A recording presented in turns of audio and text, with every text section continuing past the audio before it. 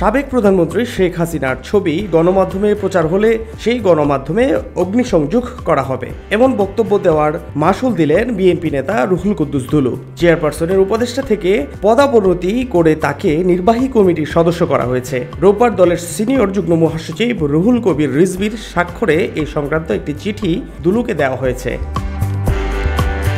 বিএনপির কেন্দ্রীয় দপ্তর সূত্রে জানা যায়, গত শনিবার রুহুল কুদ্দুস তালুকদার দুলু গণমাধ্যম নিয়ে উস্কানিমূলক বক্তব্য দেন।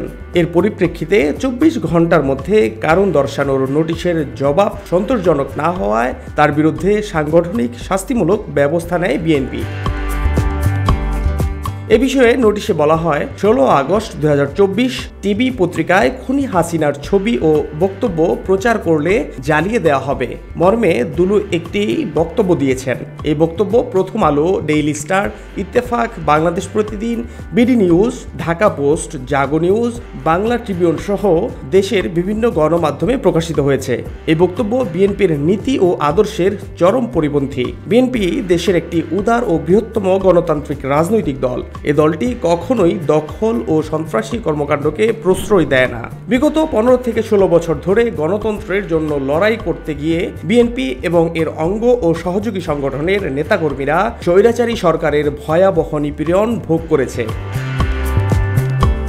নোটিশে আরও বলা হয়, সম্প্রতি কোমলমতি শিক্ষার্থী ও জনতা নিজেদের জীবন দিয়ে রক্তঝরা আন্দোলনে বর্তমানে দেশে গণতন্ত্রের যে জাগরণ সৃষ্টি হয়েছে, দুলুর বক্তব্য সেটিকেও কালিমালিপ্ত করেছে।